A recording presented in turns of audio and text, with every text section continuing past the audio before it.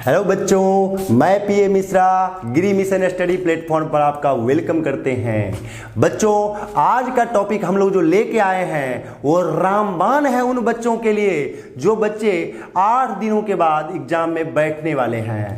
Exam जो physics का देने वाले हैं उनके लिए रामबाण लेके आए हैं। बच्चों, इस बार जो ISC 12th BACB का जो पेपर आ रहा है इसमें कुछ पिछली बार की अपेक्षा परिवर्तन किया गया है। उसमें सेक्शन ए जो आपका है यानी खंड अ जो है आपका वो ऑब्जेक्टिव सेक्शन है बच्चों, और इस ऑब्जेक्टिव सेक्शन में 17 क्वेश्चन आपको मिलेंगे, यानी 70 क्वेश्चन बच्चों आपको मिलेंगे, 70 क्वेश्चन आपको मिलेंगे। इसमें से 35 क्वेश्चन का ही जवाब मात्र आपको देने हैं, मिलेंगे आपको 70 और देने हैं आपको 35 के जवाब। अब जो हम क्लास स्टार्ट करने वाले हैं बच्चों उसमें 35 जो क्वेश्चन आप बनाओगे वही क्वेश्चन उसी पैटर्न का क्वेश्चन लेके आ रहे हैं आपके बीच हम। तो शुरुआत करते हैं आज के क्लास को, और अगर आप को ये क्लास अच्छा लगे तो जो बच्चे 12th क्लास में बैठने वाले आपके मित्र वहां तक इस क्लास को पहुंचाए ताकि अधिक से अधिक बच्चों को लाभ हो सके।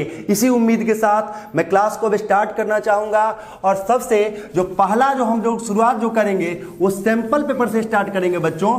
जो बिहार बोर्ड का अपना सैंपल पेपर है वहीं से पहले हम कुछ क्वेश्चन को डील करेंगे। तो सबसे पहले हम लोग 5-5 क्वेश्चन का वीडियो बनाएंगे, 5-5 क्वेश्चन का ही हम लोग क्लास बनाएंगे, 5 क्वेश्चन करके ही देखिए। सबसे फर्स्ट जो आपका क्वेश्चन है बच्चों, इस क्वेश्चन में आपको कहा जा रहा है कि आवेशित समतल चादर के निकट विद्युत क्षेत्र होता है। आवेशित समतल चादर के निकट विद्युत क्षेत्र होता है।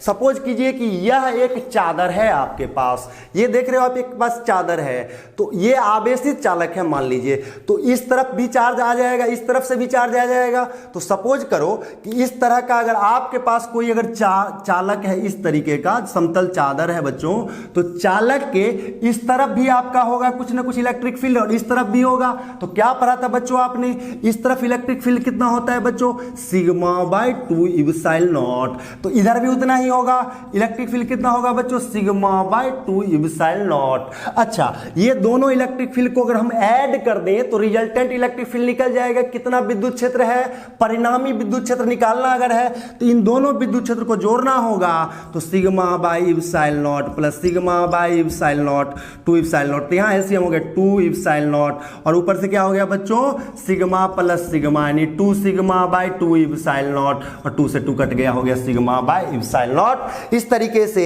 आपका ए ऑप्शन करेक्ट हुआ। फर्स्ट क्वेश्चन का आंसर आपका हो गया बच्चों ए को आप कलर करेंगे आपको ये पूरा मार्क्स यहां मिल जाएगा। अब हम लोग सेकंड क्वेश्चन लेंगे यहां से। जो सेकंड क्वेश्चन कह रहा है कि विद्युत क्षेत्र की तीव्रता और विद्युत विभव के बीच क्या संबंध होता है बच्चों।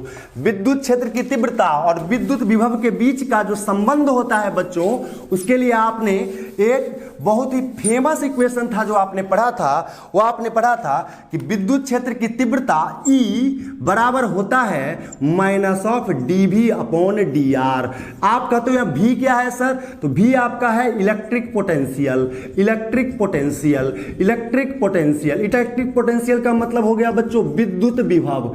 विद्युत विभव, और यहाँ E जो है आपका ये है विद्युत क्षेत्र की तीव्रता अर्थात इलेक्ट्रिक फील्ड इंटेंसिटी है आपका। That is relation between electric field intensity and electric potential. ये आपको निगेटिव साइन यहां लगा हुआ होता है, और इस प्रकार से आपका जो ऑप्शन हो गया यहां से बच्चों, फिर से आपका दूसरा का भी ऑप्शन करेक्ट हो गया। ए को आप यहां पे टिक करोगे। तो दूसरा आपने देख लिया। अब आपका जो तीसरा जो आपका है वो तीसरा क्वेश्चन है, वह कह रहा है कि 9 किलोमीटर,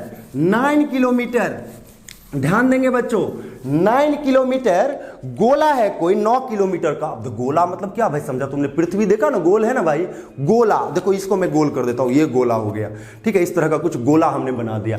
अब इस गोले का रेडियस दे दिया 9 किलोमीटर। कहो सर इसका रेडियस मतलब ये त्रिज्या हो गया, r बराबर कितना, 9 किलोमीटर। अब कहोगे सर फिजिक्स पढ़ रहे हैं तो फिजिक्स में दूरी का मात्रक किलोमीटर थोड़े होता है, ऐसा ही मात्रक, वो तो मीटर होता है। तो त्रिज्या आपको 9 किलोमीटर का नहीं रहा बल्कि 9 × 1000 मीटर का हो गया। गया, ये आपका हो गया त्रिज्या बच्चों।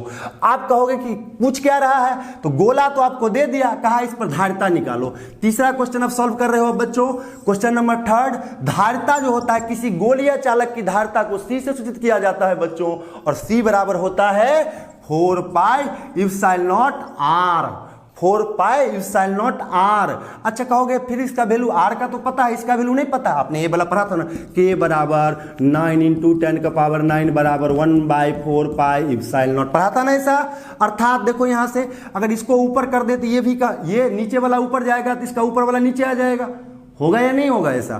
तो आप यहां से क्या कहोगे कि 1/4 पाई एप्सिलॉन नॉट को ऊपर ले जाएंगे, अर्थात इसके हर को अंश में ले जा रहे हैं, तो इसके भी हर को अंश में, अंश को हर में ले जाना होगा। तो इस हिसाब से देखो 4 पाई एप्सिलॉन नॉट की वैल्यू हो गई 1/9 इंटू 10 का पावर 9, यहां डाल दो, C बराबर कितना हो गया 1/9 इंटू 10 का पावर 9 इंटू R की वैल्यू देखो यहां दी हुई है कितना 9 इंटू 1000। अच्छा जो भी आएगा किस में आएगा, फैराडे में आएगा, क्योंकि ऐसा यूनिट जो होता है धारिता का बच्चों फैराडे होता है। 9 से 9 कट गया। अच्छा इसको उठा के ऊपर ले चलो, कहोगे सर ऊपर ले जाएंगे तो क्या हो जाएगा, थोड़ा सा यहां पे आपको मैथमेटिक्स लगाना होगा। देखिए आप दूसरों के जो भरोसे रहोगे उससे अच्छा इतने समय में सॉल्व कर लोगे। देखो कितना आसान सा ट्रिक है। C बराबर कितना हो गया बच्चों, ऊपर ये कितना है, तो ये है 10 का पावर 3, ये ऊपर गया 10 का पावर -9 हो जाएगा। पढ़ा है कि नहीं ऐसे बोला 1/a का power n equal to 1 into a का पावर -n, नहीं पढ़े हो। अगर भाई हर से अंश में अगर किसी को ले जाओगे ना तो उसके जो घात के चिन्ह होंगे ना वो बदल जाएंगे। देखो घात के चिन्ह यहाँ n के पीछे क्या था प्लस, तो ऊपर जाकर क्या हो गया माइनस। कितना आसान सा कॉन्सेप्ट है, बस इसे आप देखने का प्रयास करो और समझने का प्रयास करो और बनाने का थोड़ा सा प्रयास करोगे, बन जाएगा बच्चों, आसान सा है। अच्छा ये देखो 1000 है तो 1000 को क्या लिख सकते हैं, 10 का पावर 3 लिख सकते हैं, क्या 10 का पावर 3 फैराड। अब आ जाओ C बराबर कितना हो गया बच्चों, अब ऐसा वाला पढ़ा था x का पावर a इंटू x का पावर -b क्या होता है बच्चों, x का पावर a -b, आसान है। इसी तरीके से यहां देखो 10 का पावर -9 है, 10 का पावर 3 है, तो क्या लिखा गया 10 का पावर -9 प्लस 3 फैराड। अब आपके पास C आ गया, कितना कैपेसिटेंस आ रहा है, धारिता निकल रहा है 10 का पावर -6 फैराड।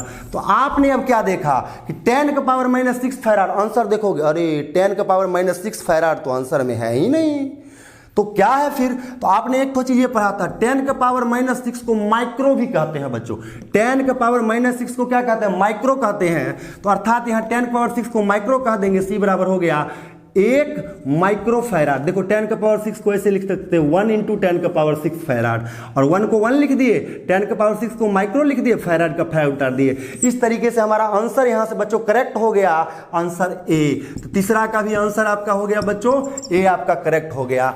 अगर आप थोड़ा सा प्रयास करें तो आप ऑब्जेक्टिव के हर क्वेश्चन को, इस पैटर्न के क्वेश्चन आपको एग्जाम में अगर आ जाते हैं तो आप उसे सॉल्व कर सकते हैं। इससे पहले जब भी ये दिया गया था बिहार बोर्ड में खास तौर पे, तो ऑब्जेक्टिव में नहीं दिया गया था, इसे सब्जेक्टिव में दिया गया था। आपको कोई भी गोला दे देगा और उसका त्रिज्या दे देगा और कहेगा धारिता निकालने के लिए, बस आपको ये फॉर्मूला पता होना चाहिए। अब हम लोग अगले क्वेश्चन की तरफ बढ़ेंगे, जो कि नेक्स्ट क्वेश्चन है हमारे पास, जिसमें कि बताया जा रहा है कि किसी समानांतर प्लेट संधारित्र अर्थात पैरेलल प्लेट कैपेसिटर। बच्चों आपने पढ़ा था कि कैपेसिटर कई प्रकार के होते हैं, 3 प्रकार के आपने पढ़े थे। एक था समानांतर प्लेट संधारित्र, अर्थात उसमें देखिए क्या था, एक प्लेट हमारा ये था और यहां पे एक दूसरा प्लेट था, क्या बच्चों इस तरह से था। अच्छा इन दोनों प्लेट के बीच अगर वायु रख दिया गया था, देखिए ये भी एक प्लेट था, ये भी एक प्लेट था। अच्छा इसके बीच वायु है, ये देखो एक प्लेट 2 प्लेट, मैं अब आपको दिखाना चाहूंगा, थोड़ा सा पेज के माध्यम से मैं आपको दिखाता हूं, ध्यान दीजिए। ये देखिए ये एक प्लेट हमारा ये हो गया, सामने एक और प्लेट ऐसा ही रहेगा सामने। तो ये प्लेट और ये प्लेट के बीच में वायु हो सकता है। जब वायु होगा तब धारिता कितनी होती है, तो आपने पढ़ा था बच्चों जब वायु होगा तब धारिता होगा A epsilon not upon D। कहोगे ए तो नहीं आया समझ में, ए आपका एरिया होता था, प्लेट कितना बड़ा क्षेत्रफल ले रहा वो ए है। एप्सिलॉन नॉट वायु के लिए आकाश की पराविद्युता है और डी दोनों प्लेट के बीच की दूरी थी, इतना पढ़ा था आपने। लेकिन अगर इस बीच में कोई माध्यम डाल दिया जाए, माध्यम कहने का मतलब हुआ बच्चों कि बीच में कोई भी डाइलेक्ट्रिक्स मीडियम आप डाल देते हो, तब इसका जो पराविद्युता हो जाएगा वो इब्सार अगर हो, जो माध्यम हमने डाला उसकी पराविद्युता इब्सार हो। कुछ अगर बीच में अगर डाल भी दें तब भी थोड़ा बहुत हवा तो रहेगा ही, तो उसके लिए हो गया इब्सार, हवा के लिए हो गया इब्स नॉट। तो सी बराबर अब क्या हो गया, देखो ए वायु के लिए इब्स नॉट, और बीच में कोई परमिटिविटी स्पेस हमने डाल दिया है, पर डाइलेक्ट्रिक मीडियम डाला उसके लिए इब्सार अपॉन डी। तो इस प्रकार से आपने जो तीसरा जो आपका क्वेश्चन है वो पूछ रहा है कि समानांतर प्लेट संधारित्र की धारिता कितनी होती है, तो वहां पे आपको ऑप्शन मिल जाएगा बच्चों, फिर से ऑप्शन मिलेगा आपको ए, चौथा का ऑप्शन आपका ए करेक्ट होगा। ठीक है बच्चों। और अब पांचवा जो क्वेश्चन है आपका फिफ्थ नंबर क्वेश्चन, वो फिफ्थ नंबर क्वेश्चन आपसे पूछ रहा है कि एक गैल्वेनोमीटर है। थोड़ा सा बच्चों गैल्वेनोमीटर को समझो, गैल्वेनोमीटर होता क्या है वास्तव में। गैल्वेनोमीटर वह विद्युतीय यंत्र होता है बच्चों जिसकी सहायता से इस चालक तार से, देखो ये कोई चालक तार है, सपोज करो मैं इसी को थोड़ा ले लेता हूं, ये कोई चालक तार है, तो इस चालक तार से धारा बह रही है कि नहीं बह रही है ये हमको गैल्वेनोमीटर बताएगा। ठीक है। और धारा किस दिशा में बह रही है वो भी गैल्वेनोमीटर बताएगा। अर्थात गैल्वेनोमीटर से हम धारा को मापते नहीं है बल्कि धारा की उपस्थिति को मापते हैं कि धारा है या नहीं है। तो गैल्वेनोमीटर का आपने क्या पढ़ा था बच्चों कि इसका जो प्रतिरोध होता है, कि प्रतिरोध अर्थात आर से इसको इंडिकेट करते हैं, ये बहुत ही कम होता है बच्चों। अच्छा, इसके ठीक सीरीज में एक और प्रतिरोध अगर लगा दें बहुत ही ज्यादा परिमाण का, बहुत ही ज्यादा, ये प्रतिरोध जो है ना बाहर से हमने लगाया, गैल्वेनोमीटर में कनेक्ट कर दिया। एक तो गैल्वेनोमीटर का प्रतिरोध बहुत ही कम था, गैल्वेनोमीटर का आर कितना था, बहुत ही लेस था, लेकिन जब इसमें बहुत ही ज्यादा परिमाण का एक प्रतिरोध जोड़ दिए तो यह एक नया डिवाइस बन गया, इसको बोलते हैं बच्चों वोल्ट मीटर। जब किसी गैल्वेनोमीटर के श्रेणी क्रम में उच्च परिमाण का प्रतिरोध लगा दिया जाता है तब जो हमें यंत्र मिलता है उसे वोल्ट मीटर कहते हैं। और वोल्ट मीटर का प्रतिरोध बच्चों बढ़ जाएगा। सोचो जरा, एक प्रतिरोध ये था 2 ओम का, फिर यहां पे लगा दिया बहुत ही ज्यादा 100 ओम का प्रतिरोध लगा दिया बच्चों, 100 ओम का लगा दिया, तब इस टोटल प्रतिरोध कितना होगा? तो तू कहोगे सर R1 R2, 10वां का बच्चा बनाता है बच्चों, तू ध्यान दोगे तो थोड़ा सा आ जाएगा समझ में। RS बराबर R1 प्लस R2 पढ़ा था ना, RS बराबर कितना हो गया 2 + 100 102। रे भाई इसकी अपेक्षा थी तो बढ़ गया, ये पूरा का तो बढ़ गया। तो ये क्वेश्चन में क्या कह रहा है बच्चों, समझने का प्रयास करो। क्वेश्चन में आपको कह रहा है कि जो प्रतिरोध है ना वोल्ट मीटर का वो भी है, यानी पूरा का प्रतिरोध भी है, और गैल्वेनोमीटर का प्रतिरोध जी है, तो बताओ कौन बड़ा हो? तो V इज ग्रेटर देन जी। भाई इसका प्रतिरोध की अपेक्षा इस पूरे का प्रतिरोध ज्यादा होगा। कितना आसान सा कॉन्सेप्ट है। इस तरह से जो फिफ्थ नंबर क्वेश्चन है उसका भी आंसर आपको बच्चों यहां पे मिल रहा है ए आपका करेक्ट आंसर होगा। तो ये 5 जो आपको ऑब्जेक्टिव क्लास मिले, ये अगर आपको लग रहा है कि एनर्जेटिक है आपके लिए, आपका जो फिजिक्स का एनर्जी जो है उसको ये बढ़ा देगा, तो इस वीडियो को अधिक से अधिक शेयर करें। अगर आपको इस तरह का और भी ऑब्जेक्टिव चाहिए तो आप चैनल को सब्सक्राइब करना बिल्कुल भी ना भूलें, बेल बटन को दबा लें ताकि आपको इस तरह के जो भी प्रश्न आप तक पहुंचते रहें। बहुत बहुत धन्यवाद बच्चों, थैंक यू।